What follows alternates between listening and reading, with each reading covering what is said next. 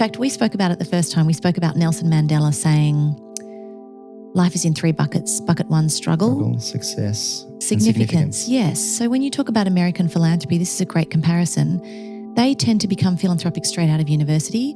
We tend to become philanthropic, giving our time and our talent and our treasure much later in life. If we did it earlier in life, A, we're adding diversity of perspective to the charities, and B, because we get so much from giving, it actually totally enriches our lives. But people don't see that until they've done it.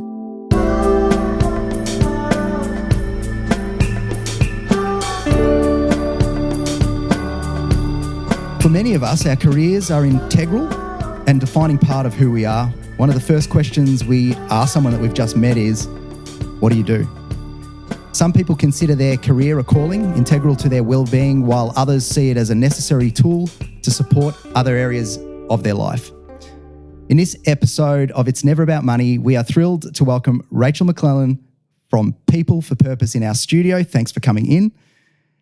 Building on our conversations with Dan Cumberland, Simon Griffiths and Alan English, and delving into the topic of finding meaning in one's career and the purpose in giving back. So Rachael will share her expertise on how professional skills can be leveraged to bring a social conscience and impactful leadership to the for-profit sector and helping in the not-for-profit sector.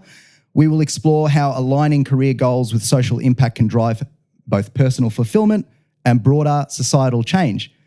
So welcome, Rachael. I'm really happy to have you here. Thanks for coming in. My pleasure, Joe. It's good to be here in person, and I love a conversation about it not all being about the money. 100%. We've had a few conversations about this, and I was thinking about how to start this episode. And first thing comes to mind is why it is that you do what you do, and how you had some pivotal moments reflecting on your mother's life that really impacted your choices later on. Perhaps you can share with us as a starting point your mother's story. Sure. Thank you. It's interesting. I meet a lot of interesting people in my work, and I do think there's a coffee table book that is just everyone's life story, because I think everyone's story is unique and interesting, and hopefully mine is vaguely. I think the people that we are today, or myself, the person who I am today, is a product of what I have observed in my life, especially as a kid. And I think one of the things I observed very acutely was service and balance. Mm-hmm. So I saw my dad work a lot of hours, but not really for the money. Mm-hmm. He just worked really hard thinking it would lead to an outcome, and it didn't necessarily. We had a good life, but it was very modest. He made a few mistakes, but I loved him dearly. Was that sort of family financial security sort of? Yeah, 100%. Yeah. Yeah, I watched my mum, and my mum, I didn't know a lot about my mum's life until I was much older, but looking back on it now, and the pivotal point that you refer to, I'm sure we'll touch on, but looking back at it now, I am mind blown at how my mum managed to live in a world that is considered normal when she had such a not normal upbringing. Mm-hmm. So she was given to the Department of Children's Services when she was 15 months old. And they didn't necessarily want her. Nobody was going to pay the maintenance required, 42 shillings a week. So she was given to the Salvation Army. And the Salvation Army took care of my mother for 18 years.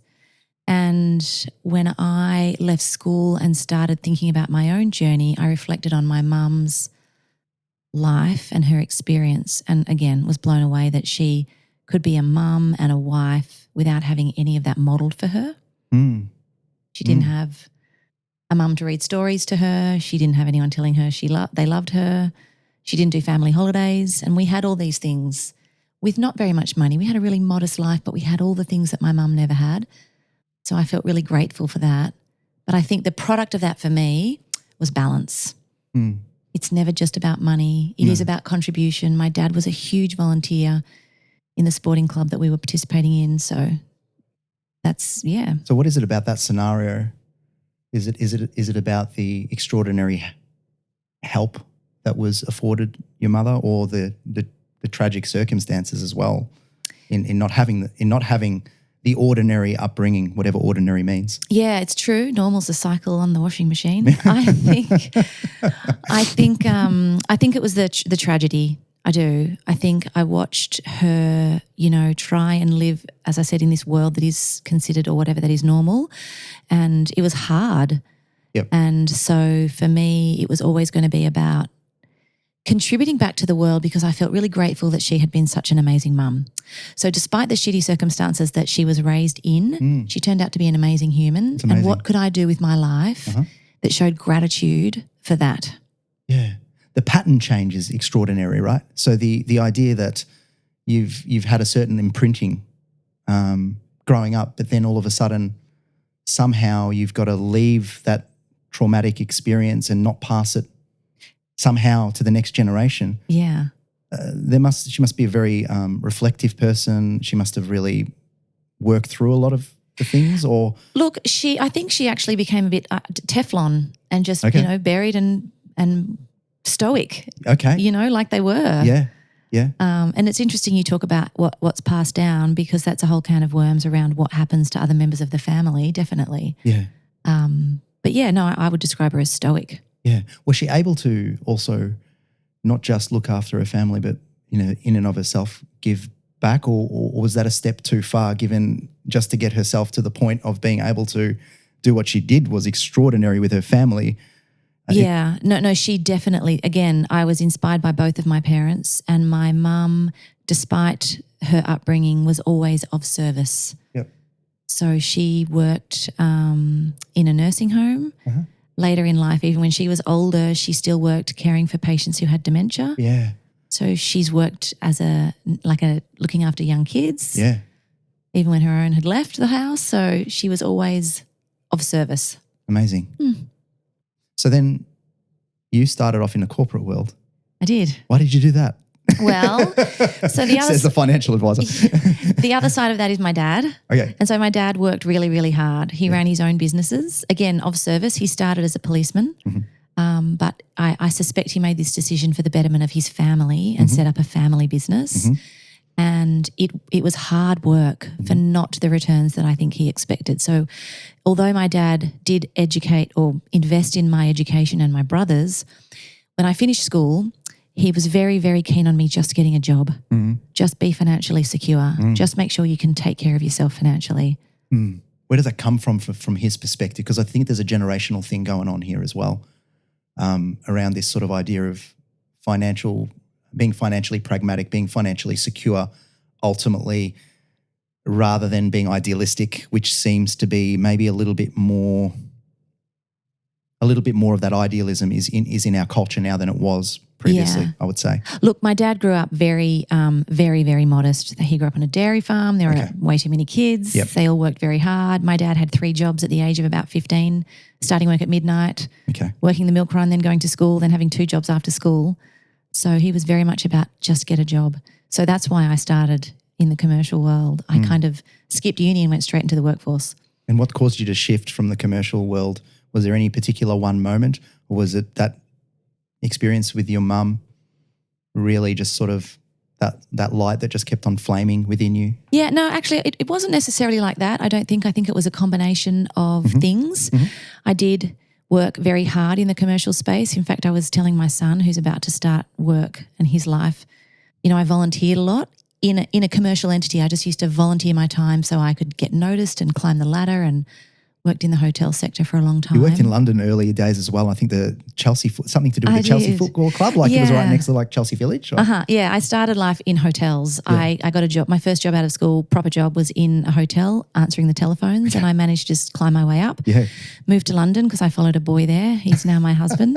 Oh, good. Yep. I thought you were going to say something else. There's been other stories about that. When I got to London, I realised, I just didn't have very much solid in terms of network or whatever. So I did get a job with hotels, but it was, as you've said, I kind of hustled my way in there to Chelsea.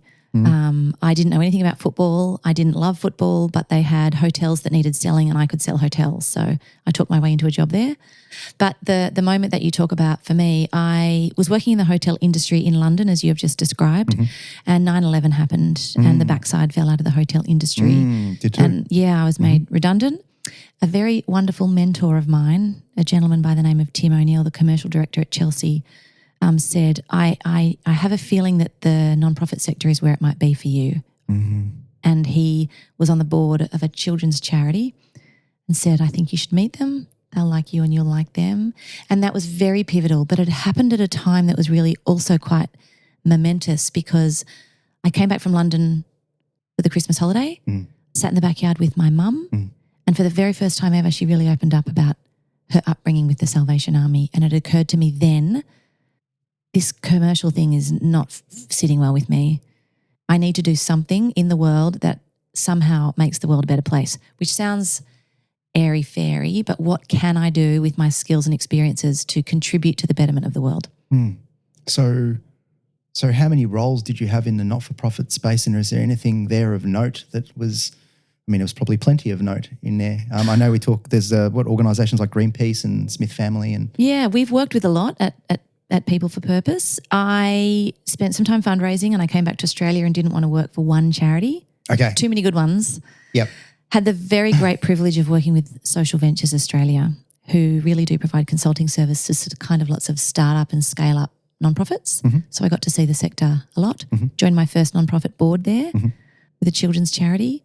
And so I haven't actually worked for that many nonprofits, but I have worked with, I was going to say hundreds, maybe thousands, both in my role as founding CEO at Australian Philanthropic Services. Oh, yes. Yeah, yes. helping high net worth set up private and public ancillary funds. Yes, amazing. Yes, Yeah. Well, yep. Hopefully lots of your clients have those. Yes. Good. We're definitely also just growing in this space more and more and more. I feel like Australia is slightly lagging the States in this space, but I'm optimistic. Me too. Yeah. And do you know what? I think we get unfairly compared to the States quite a lot. Yes. We've only had the structure since I think 2001. Yep, fair point. Yeah. Yep. And I think we have our own kind of culture of giving that's different. Yep. I have high hopes that we'll get there. Yep. But yeah, so anyway, I worked with a lot of organisations there and both sides of giving there. So I worked with lots of philanthropists who were trying to work out how to strategically and intentionally give their money away, which is very, very hard. Yes. And working with lots of organisations as well that were recipients of those funds from the high net worths. Yeah, in a way that's it seems like you've made a living out of bridging gaps. I have, yeah. Would that be true? Because when I thought about what you did, I try to simplify as much as I can for my brain to process. I can be simple at times. So when I thought about what you do, I just thought about a bridge. And so in terms of your actual organisation at the moment, rather than me make a meal of it and try to explain what it is you do, could you explain how you bridge the gap? We build bridges. Corporate refugees that you talk about as well, which was an interesting term that I had to think about. But could you talk us through that? Well done, Joe. I've never thought of it like that, but that's exactly building bridges. So one of the things that my co-founder and I, Melissa and I, met working at Social Ventures Australia. She had come out of investment banking and also had a pivotal moment in her life that meant she wanted to work in the purpose space. Was she also working till 1 a.m. in the morning? Probably.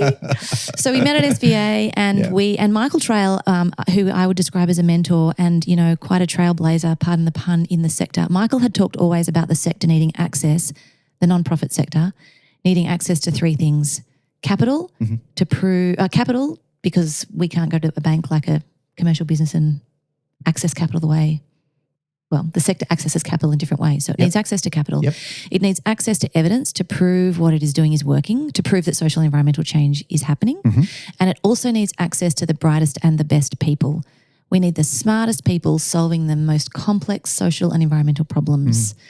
And at Social Ventures Australia, he addressed the first two but not the latter. And Melissa and I decided that we could do that, that we had met lots of really talented people wanting to make a contribution to something and lots of organisations needing great people, but nobody was sitting kind of at that nexus of very high-level leaders, governors and leaders, specifically for the nonprofit sector. So what we do now is we work with the charities to understand strategy. We go and find them great people, unicorns, to sit on their boards and to sit in the CEO's seat. And we work with the other side of the market, the talent, the corporate refugees, the tens of thousands and hundreds of millions of people who want to make a contribution to the sector. We work with them to help them understand how the nonprofit sector works in Australia so that they go in and A, have their eyes wide open and B, they make a great impact. So we're not saying necessarily that we're taking people from their businesses as an example and plonking them all into not-for-profit sectors, but we're potentially providing them with opportunities to use some of their skill sets outside of work potentially as 100%. Yeah, absolutely. So it's like, it's not just like we need to be thinking in binary terms and extreme terms about I'm either this way or I'm that way, but it's movement towards. And I think, like, when I think about why I put this podcast together, I'm not here to overwhelm people, and I'm certainly not here to tell people that I'm doing all of these things perfectly. In fact, we talked about previously, like, I'd like to do more, and sometimes I feel stuck between sort of progress and perfection. Yeah. So maybe talk to us around that, because that's part of the issue. People are like, well, what am I going to do with no time? Yeah. Well, it's true. It's definitely not binary. You're absolutely right there. You don't have to do one thing or the other thing. You can do many. And I think I heard one of your October podcasts, Maya talking from Kids in Philanthropy, talking about the giving of time, talent and treasure. And I think as humans, what we have to acknowledge or be aware of is that those three things that we give, and I would add a fourth, there's time, talent, treasure and networks. All charities want the same things from people who help them out. It changes over time. So you might be giving your time as a volunteer as a younger person, and as you make more money, you might be giving your time and your talent, or less time because you've got kids. It changes over time and evolves, but it definitely doesn't have to be a trade-off. And I think people wait too long to make that contribution, which is sad for a couple of reasons. One, we could use their talents in the sector. People think, in fact, we spoke about it the first time. We spoke about Nelson Mandela saying, life is in three buckets. Bucket one, struggle, success, significance. Yes. So when you talk about American philanthropy, this is a great comparison. They tend to become philanthropic straight out of university. We tend to become philanthropic, giving our time and our talent and our treasure much later in life. If we did it earlier in life, A, we're adding diversity of perspective to the charities, and B, because we get so much from giving, it actually totally enriches our lives. But people don't see that until they've done it. So it's not binary. You don't have to say, well, you could say, you know, I can be the CEO of the big bank, or I can run that big family business. I talk about it like dessert, Joe. You don't fit it in. You squash it down on top. Oh, well, that's absolutely perfect. Yeah. My family understands that. I'll give you an example. My very first board role, I had, 2 kids and a young business and not much bandwidth. But I was asked to join the board of a charity called the National Centre for Childhood Grief, providing counselling to kids whose parents had died. And it was relevant to me because I had kids, and you sometimes imagine what their life would be like if you weren't here. And so I found myself contributing in this board, or to this board, but it didn't feel onerous at all. It felt I was so grateful for the opportunity to contribute in that way. You make it work. What about those that feel, what skills could I have that could surely help with the problems of the world? And, am I a leader? Like, what does that mean to be a leader and being able to assist in that? Like, what would you say? Like, does everyone have some sort of leadership quality? 1,000%. Yeah. Yeah, because we're all leading in some way or form. Yeah. You lead your kids in the house, or you lead people in your business that are colleagues, or, you lead community. Even if you're not a leader, you're participating in leadership. And I think it's really important to acknowledge that. When you ask about what skill and experience, it's very interesting. We always start with purpose. Yes. So question one is, what is it that you care about? And not a lot of people have reflected on that. Difficult thing to answer. Yeah. For some. Yeah. If you haven't really thought about it very much. True, but we have a little quick exercise that we get people to run through. Is that something that is quick enough to talk about now? Absolutely. Okay. And your listeners can do this. And maybe they take 5 minutes after this podcast, but close your eyes and go back to being 7. Imagine what you were like when you were 7. Where did you live? What inspired you? What made you happy, sad? What was your life like? And move through your life in increments of 7, jotting down things on a sheet of paper that are coming to you. Who inspired you? Who made you cranky? What made you cranky? There will be things in your life that will be definitely moments of fortune or misfortune. Write them all down. And then you can either prioritize them or Venn diagram them. So it might be, I really care about regional and remote Australia because that's where I grew up, and I really value education because it's certainly changed my life. I'm making this up, by the way. No. So let's think about regional and remote and education. there's a good place to start. You have to start with purpose. So we're looking for the points in those 7-year windows where we're talking about something that is either completely and utterly joyous, positive, momentous, or tragic, traumatic, and impactful in that sense. Absolutely. It's just anything that sort of pokes out. Yeah. Right? Yeah. And when you say we don't do it or we haven't thought about it, we definitely can. It's in us. Oh, yes, sure. You just have to take a couple of minutes to go back and think about it. Sure. And for some people, it will be very obvious. Yes. Sometimes it takes a moment to get out of our own heads and our own, the monotony of the patterns that exist on a day-to-day basis. And often that's why I think to myself, why do I have this propensity to want to go and travel? Part of it is because I just love traveling and it's amazing to see other places and experience those things. But the other part of it is to get away from the patterns. Yeah. And it just gives me the ability to, maybe I actually really value this and I've been ignoring it because I've been so busy. And may I suggest that what you're valuing in that moment is the diversity of perspective that you have just provided yourself, which is what these organisations, especially boards, value. So when you say what skills and experience could people have, the number one thing that they will bring that's most valuable is the diversity of their perspective. What has led them to this point in their life. So yes, skills and experience are really important. You know, we love financial skills, we love strategy, we love stakeholder engagement, lots of things, but we also love your perspective as a human. You know, how did you grow up? How do you make decisions? Like the kind of operating rhythm of a person that comes to a board table is as valuable as their skills. Do you think there's a generational difference in the way we think about philanthropy and giving back? And is that related to the difficulty of the time that we were brought up in? Gosh. Sorry, that's a difficult question to answer, but I feel like there is an answer. I'm thinking about my own kids and how they might view philanthropy. I think it's different. I do think that the kids these days are very much, or they're much more aware than I was of those social and environmental challenges that exist. You know, they see the floods and they know about the environment, they know about climate change. And I think as parents, and I speak for myself, of course, we're far more open with our kids. You know, my dad was diagnosed with cancer. We talked about it immediately. So they're very acutely aware of the challenges and opportunities that might exist to solve some of those. So I think they do grow up with a different sense of philanthropy, potentially a more urgent one, to want to make a contribution.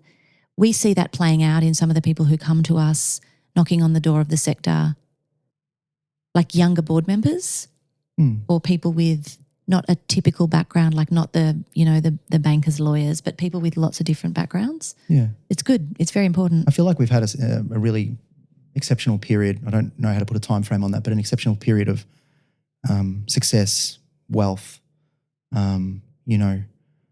a lot of us in Australia, I'm not saying to everybody, but there's, and I think that has some role to play in kind of like a Maslow's hierarchy of needs idea, where we now can think about others more and more and more because some of the physical health issues, the shelter issues have kind of been taken care of, or not so much is not an issue for us. Yeah, not as immediate. Immediate or problematic. Yeah. I think maybe there's some of that is in this sort of idea that the next generation is really, really concerned about having work that is meaningful and is giving back as well. That's it. Because it seems to be a big thing for them. Yeah. So everyone's a leader. Yeah, well, I think so. I like the idea. And I think everyone plays a role in leadership. Yes. I don't know if everyone's a leader. Gotcha. So in terms of, let's play a game. In terms of leadership styles, and we've got 4 leadership styles. We've got servant leader, empathetic visionary, authoritarian disruptor, visionary innovator. Different styles. Mm-hmm. I wondered where you thought Nelson Mandela fits as a starting point. Wow, I think he's probably a blend. Let me recall what you said. I think they might all be a little bit. Yeah, I would put him probably first. I think Look, empathetic visionary sounds obvious, but I'm going to put him in as servant leader. Okay, I think he really served his population. He was a very understated leader. So I'm not going to give you the response yet, but that's a very good answer. I like that. What about Elon Musk? Surely a visionary innovator. What about Jacinda Ardern? Yeah, again, a bit of a blend like Nelson, servant leader, empathetic visionary. I'm going to go empathetic visionary. Yep. And Donald Trump. I'm putting him in the authoritarian disruptor. You got 100%. Yeah. That was amazing. I wonder what you thought about when we think about the different leadership styles, and there's probably many of them, and this is binary because there's, you can adopt many of these aspects. But are there certain sort of leadership traits and styles that work well with some not-for-profit charities and others that work better for others? Like, is there a clash of styles? Like, if you're an authoritarian disruptor, is that going to be helpful in a particular area? Yeah, look, I think so. I'm going to be a little bit specific. If I think about the ultimate leader, I'm going to say that's the chair. Okay. I think there's a book called The Fish Rots from the Head. Yes. And I think it's true. The chair, the board of directors, the CEO, the executive leadership team, they're all leaders. But let's just talk about the chair for a minute. Yep. I think the two overwhelmingly relevant leadership styles for a chair are servant leader and empathetic visionary. And I think the reason for that is because they have this very, very careful balance requirement to balance what we call head and heart. So they have to run a commercially viable entity whilst serving the needs of their participants, which is very heart-led. And often the two are conflicting. I'll give you an example. Please. Like Good Start Early Learning. Our mission is to ensure that no child cannot access early learning. But what if it makes no commercial sense to own a centre or open a centre in a remote community in Queensland? So the chair and the board and the leadership team and the CEO, they have a very careful balance of head and heart required. They have to make it work commercially, otherwise they're not here tomorrow. But they have to ensure they are meeting the needs of the participants, and that can be very difficult. So someone who can actually take two competing ideas and grapple with them objectively without going mad. Yeah. In a way. Yep. There's lots of those great chairs. Okay. Yep. And can you share examples of leaders that have made meaningful impact in their space using a specific style? You did talk about empathetic visionary. Does anything come to mind for you? Yeah, look, a lot of again, like I mentioned the first two, but I think a lot of the servant leadership qualities are very important also. You are motivating and inspiring people towards a common goal that is very complex in the human services space. And I don't want to name anyone in particular because there are so many good ones. And if I name one, then I might leave someone out. But you really have to know how to ignite and inspire that kind of brilliance, that kind of desire to create better lives for people across a very, very diverse range of stakeholders, across government who are trying to fund a certain thing and across your staff who just want to do good and across – it's very complex. So I think the leaders who get that right are the ones who are those servant leaders. Okay. Talking to our audience who are listening, hopefully in large numbers, just wondering what options are available to them to inject some heart-led meaning into what they do? Look, there's lots of practical ways that they can do it. And I think one thing that I should probably start by saying is that there is this theory, and not everybody holds it, but it does exist. It's a misconception that the non-profit sector or the charity sector has to learn from the commercial sector. But actually what you will learn is when you talk to a lot of leaders that we talked about, corporate refugees, the corporate refugees who have jumped ship from running a big commercial entity to running a non-profit will tell you it's much harder. It's not just profit, it's social outcomes. So there's a couple of things that they can do. They're very practical. Go in with eyes wide open, but, non-executive opportunities, so sitting on a board. Okay. Advisory councils, so the specific areas of focus that might contribute to a board, but you don't have the responsibility of the board. Okay. You're just providing advice. Yes. We have a saying at People for Purpose, there's an intrapreneurship. So stay in the business that you're in. If it's your own business, understand what you can do that will make a contribution, social or environmentally. Think about your operating practices or whether or not you're donating money. So stay in the business that you're in. Even if you work in a big commercial, it will have a corporate social responsibility team or policy. Interrogate what they're doing or join it and make it better. Then, of course, you can jump ship.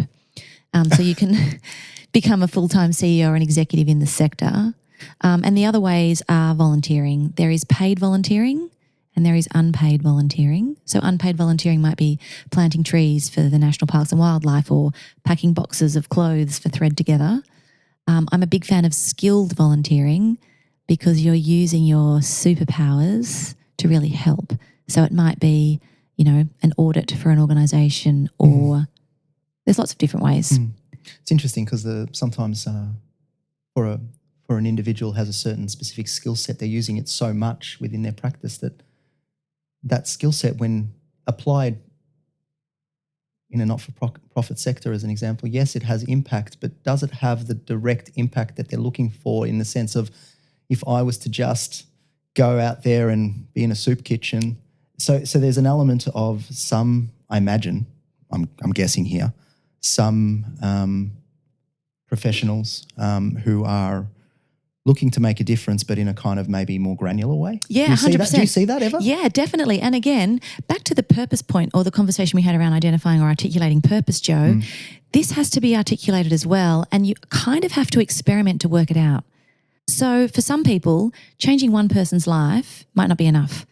They want to be the CEO of a human services thing that does 60,000 kids a day. That's it for them. But for others, they have all these wonderful skills that have come from commercial, but actually the soup kitchen thing is how it feels right for them. So what feels right for you in terms of giving and what feels right for me in terms of giving are allowed to be different. You have to work it out for you, what feels right for you. And I suppose what you do is help. Yeah, that's work right. that out. That's right. We help work it out. Yes, we do. So, okay. So what about... You understand what you want from a heart perspective. You've got these specific skills. How do you then work out how those skills will actually translate into moving towards that heart-led activity? Yeah, so I think, look, the advice... Are there irrelevancies in certain skills? Like, this is an irrelevant skill. This is not going to help here. Or it's very interesting you asked that question, are there skills that are irrelevant? Because I don't know is the answer. Yeah. I want to say probably not. Okay. But once you've articulated purpose and then you've defined your superpowers, you should be able to find a place to start. So let's say you've decided that it's animal welfare because you really love the cats and dogs and you're really good at numbers. You could either go and look for a volunteering position on a bunch of different platforms, Seek, Volunteer, Volley, there's lots of different ones. You can actually type in animal welfare and what your skills are and it will give you opportunities. So you've begun, great. You've started on a project tomorrow. You could also do some unskilled volunteering in that space. In terms of board roles, it's very interesting. Part of the reason we exist to build the bridges that you spoke of is because traditionally nonprofit boards have tried to interrogate their own networks to find new directors to do that succession planning piece. Part of the reason for that is 85% of the board roles in the sector are still unpaid. So it's very difficult for them to justify investing in search to find someone who's not going to be paid. That's changing quite a bit. But if, Joe, you wanted to find a board role, they're waiting for you. My recommendation to you is jump on LinkedIn, Google your favourite 5 animal charities, write them down, have a look on LinkedIn and see who's on their board. You'll know someone somewhere. Even if you don't, my observation is that people in this sector are very willing to be generous with their time and to share their experience so you can start your own journey. So if you said to the chair of the Cats and Dogs Home, I know you don't know me, could we please have a cup of tea and you can talk to me about how you do board succession or what I might look like on your board, would it be relevant? Guarantee more than 50% of them that you reach out to will drink coffee with you. Wow, okay. If nothing more than an opportunity to connect with someone for a future opportunity as well and just helping. 1,000%. And do you know what they might say? Oh, Joe, this is great. Thank you so much. Look, we've just done a little bit of a board refresh, but we're going to have another one in 3 months' time when that person rolls off. Can we talk to you then? Great. Do you know what? When you're intentional about anything in life, of course, but I often say to people too, just put 20 minutes in your diary every week for the next 3 weeks to write down your purpose, write down your superpowers, and make like 3 outreach emails or LinkedIn messages. Makes so much sense because often I imagine that you're getting a lot of people talking about, I want to give back, but I don't know how. Yeah, lots of those. So the first part of it is going through a sort of process. This process, yeah. And I believe you have workshops and so on that you run to help with this sort of stuff. We do, yeah. We have 2 things. We have one workshop called Head and Heart that's exactly this, designed for the corporate refugee. Yep. And the other thing we ask people is to think about language because the sector prefers, like any sector, it has jargon. It prefers contribute to give back. Lots of people come say they want to give back. We ask them to consider using contribute instead. Mm-hmm. And a reason between the words, the labels, give back versus contribute? Look, it sounds less. I love language, by the way, so I'm interested in why. And I think the intention behind it is absolutely pure and good. So don't get me wrong. No. But there's a little bit of arrogance attached to give back. Yep. Makes sense. The intention is pure. The intention is pure, but the implementation is not always. Yeah. It's like we prefer surplus to profit. You know, there are gentle nuances in the sector. Yes. I thought you would like that one. Yes, true. So you have 3 kids. I do. How do you balance all of this with 3 children, and what do you hope to teach them by what you do and how you do it? So we built People for Purpose. I'll answer it in this way. We built People for Purpose, and we have another business called Govern for Purpose. We built these 2 businesses to do 3 things. To leave the world a better place. I know it sounds cute, but do something meaningful in the world. Contribute to household income. So it never had to be the next Canva. It just had to pay the bills. Gotcha. And as you know, the money piece providing options and opportunity, it had to be nothing more than that. It's not all about the money. And it also had to enable us to be present in our families. So we had kids because we wanted to have kids. So the business had to have the flex and capability that enabled us to be at the swimming carnival or actually sit with the kid that has tonsillitis or pick mum up when she's just had hip surgery. So that has a financial implication, all of these sort of decisions around being able to have the flexibility and autonomy to look after family in the ways that you've described. How do you have a view on how someone actually approaches the delineation between what they require to run their life versus excluding contribution? I think it's very personal. I think you have to determine that for you.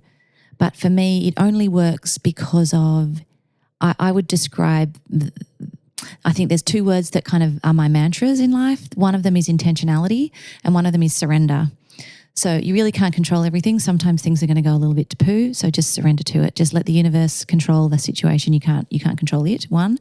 But the intentionality piece is true because you're right.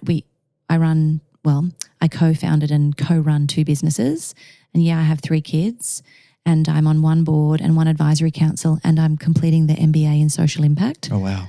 And so I don't have a to-do list. Everything is in my diary very intentionally, including school pickups and drop-offs and swimming carnivals. So has life always been like that for you? Or is it just has it become more full? It became more full. The 3rd child really tipped me over the edge. Talk to my brother about that, And so when Isabella came along, I realised how important this intentionality piece was. Sure. So I got good at it. I'm not perfect. I learn and practice daily, but it's helped enormously. How can you tell what to get rid of? Well, I think a lot of people struggle with saying no, right? Yes. And people who are busy get asked a lot, right?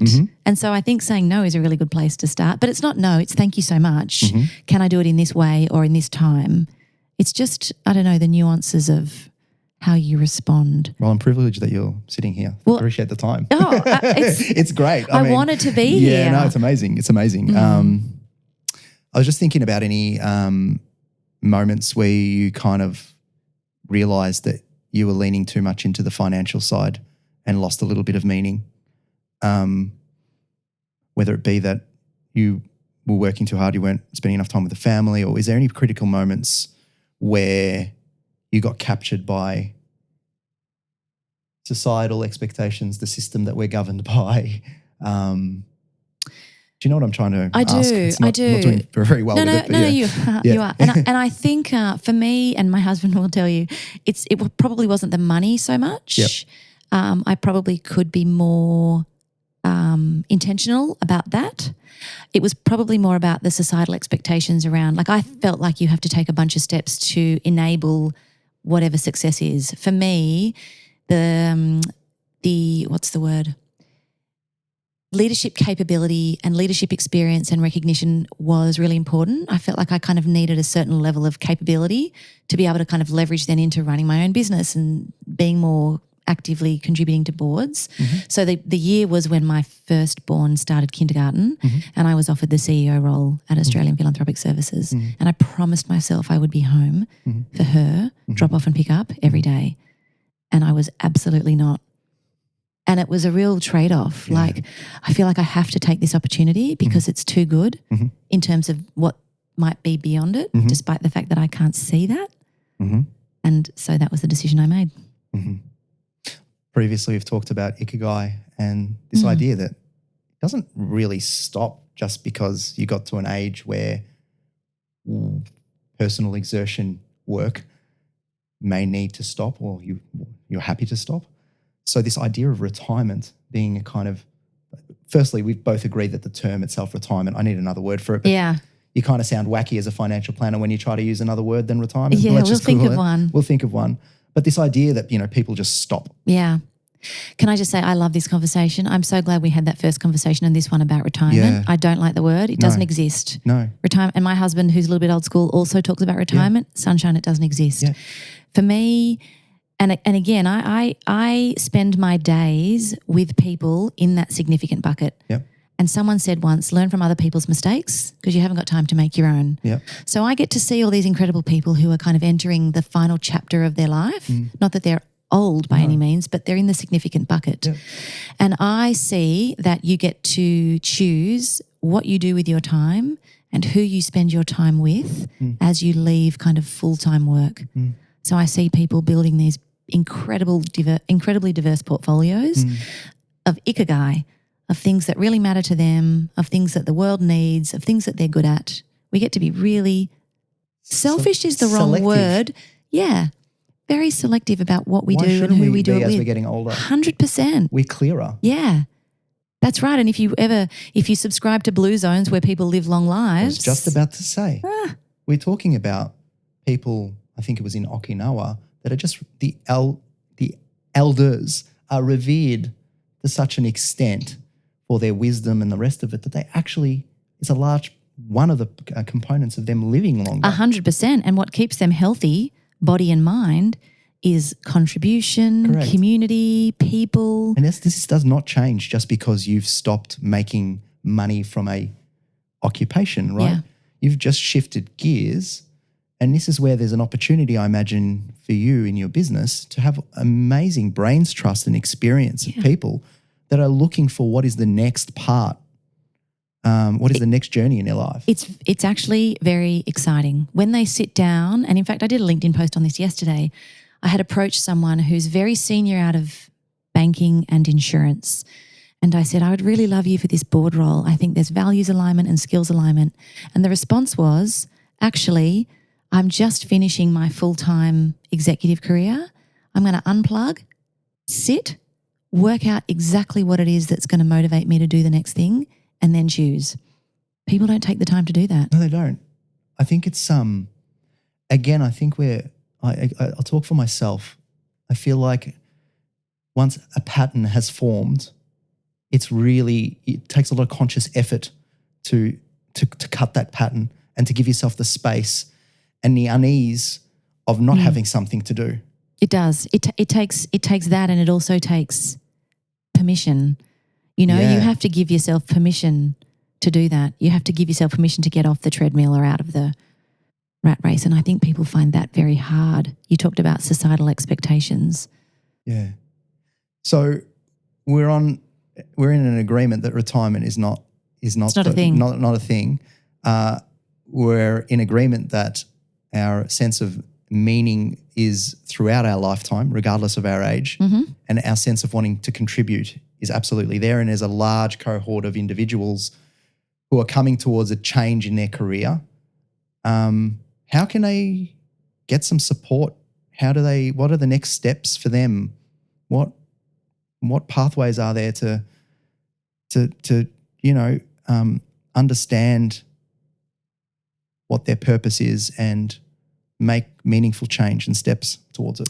Well, I feel like you've just opened the door for us to mention Head and Heart again, because our Head and Heart workshop is a very good place for that. Yep. It is our community service, if you like. So it's a space where all of those people can come and learn. But those three things: what is my purpose, what am I great at, and how do I draw steps towards a meaningful path from here? That's what our Head and Heart workshop does. But other ways to do it are to talk to people who have done it before. There's a couple of people who people may be familiar with. There's a gentleman called Steve Clifford who was the CEO of Second Bite here in Victoria, the food rescue charity, and he had spent 30 years as a lawyer, and he wrote a book called From Profit to Purpose, How to Make the Journey, and he wrote that book to help others learn. And same with, I refer back to my mentor, Michael Trail, the same thing. He wrote a book called Jumping Ship, and he says basically drink liters of coffee with people who have done it. They will share their experience with you very happily. Even decaf if you don't like coffee. Peppermint tea. Peppermint tea. So just thinking about a few questions, answer them however you like. Okay. What is one mistake that you made that you want your kids to observe and to have learned from? Actually, I don't know if this is controversial because it is a little bit about money. Love controversy, please. Yeah. I really subscribe to the idea that business, like we were all told after school to go and get jobs, not to set up businesses. Oh, yeah. I wish I had been inspired to be more entrepreneurial earlier. As an option? Yeah, it wasn't even an option. Right. 100%. Yeah. So I want my kids to know that continuing education and going and getting a job are not the only options. Entrepreneurialism, especially in the safety of the family unit, is a great place to start. So entrepreneurialism also, would you think, requires a sense of security and safety to be able to do that? Alarm. We've got a fire alarm. Perfect. That's funny. That is funny. I'm not sure where we left off from that last. We were talking about, I suppose, one mistake that you've made that you would want your kids to learn from. Yes, we're talking about entrepreneurialism. But we went outside while the firemen and women did their job, which was to just leave again. And we talked about this idea of family dynamics, which I just found interesting anyway. So let's just add this into the podcast. Sure. Why not? So the idea being that problems tend to occur in families where parents parent in a style that is relevant to to a certain age group, but don't know when to change the pattern from, say, a more order style to a more collaborative style. And please. Let's talk about what we talked about outside. Yeah. So we were just talking about exactly that. We're talking about grown-up adults here, and we were talking about philanthropy actually, and making decisions around giving money away. Yes. And I think what happens, or what I observe, is that it's funny. Someone said to me, when you have a child, you get a baby, right? And then a year or two later, the baby gets taken away, and you get a toddler. And then a year or two later, the toddler goes away, and you get a child, and it asks lots of questions. Yes. And this continues to happen. We don't necessarily change our style as parents intentionally, one. And also there are no rites of passage in our modern society that really honour moving from a child to an adult.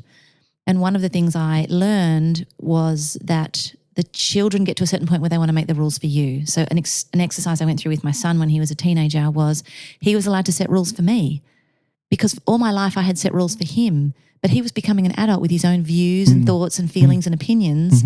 And no one had ever stopped to hear what they were. They come out in the car and in all sorts of different places, but intentionality, stopping, acknowledging that the relationship is changing and acknowledging that you have to come at it from a different angle, not telling so much, asking a lot more. And it was my observation that I think that, to do that, you have to have the observational skill to see that, and to have the observational skill to see that, you actually have to be present. Yeah. You have to be there. That's right. Yes. And so this can be the issue when people start to get busy. Yeah, that's right. And we had again, when I was at Australian Philanthropic Services, we had the great privilege of working with many probably well-known and very wealthy people who had decided to give their money away, which was noble and wonderful. But we often sat, as you have sat, also in rooms where families are sitting and the next generation have different ideas about things. And to your point, Joe, we used to just make them stop and listen to each other and go away and decide, or go away and come back and decide, as opposed to trying to make a decision in that moment. So if your kids were asked to capture the essence of you in the future, what you stood for, what you were passionate about, how would you want them to describe you? Great question. Okay, I would want them to say that I was, I'm going to blend authentic and bold here. Like, I think you should, like, I really believe in rigorous honesty. So say the thing to the person who needs to hear it. I hope that's, and with honesty, but I think bold conversations, authentic. I'd like to think, if there's a word for of community, I do try and inspire them around all the work that I do. I work with so many wonderful charities. I try and bring those stories home to the children to make sure they know that their life is special and privileged. So of service or of community. And I don't know, fun. Yeah. Hopefully I've had time to have some fun with them. Awesome. Yeah. And I always consider myself, when I set up the podcast, I said to myself, well, if I was the only audience member and I got a lot out of it, then it would be a win. So I suppose my question is, what is one action I should take and that the audience could take as well from our discussion? I think one action that could be taken is to begin. I think a lot Say that again, sorry. To begin. Okay. I think a lot of people wait for the right moment to do something meaningful, or wait for the right opportunity, or wait for this or wait for that. Like, don't wait. Just do, because you get so much from doing. It will really enhance all the areas of your life. So I look forward to hearing about the board you've joined in about a month's time, Joe. Maybe we'll wait till the new year, but yes, I like the pressure. So your spirit animal, what would be your spirit animal and why? Now, you would have heard Mayor Marcus's episode, so it's a very difficult question. No, it's probably the hardest question that I've asked. What's your spirit animal? That's a good question. I've oscillated. Dolphin. Oh, I nearly said manatee. Manatee. Oh, yeah, the manatee. That's kind of it's very unique, isn't it, the manatee? Yeah, just the energy. Yeah, they're just quite calm. Yeah. I'd like to think calm. Yeah. They like salad. Is that boring? They eat lettuce. They like the ocean. They like the sunshine. There we go. I'm a manatee. You're a manatee. Amazing. Well, look, thank you so much for putting up with the fire. It's a podcast I will not forget. Yeah, it is live, everyone. Appreciate you coming into the studio and talking to us about some very important matters and what we do with our time, both at work and also external to work, and how it can really bring about a sense of meaning to our lives. It sits very nicely in a couple of other podcasts that I've had with guests that I know that you very much respect as well. And very much appreciate you coming on. No, it's been great. I have really enjoyed the conversation, and my takeaway is to redefine retirement. Yes. Leave it with Someone says me. refinement, but I don't like that one either. I'll come back to you. Good on you. Thanks, Joe. Thanks.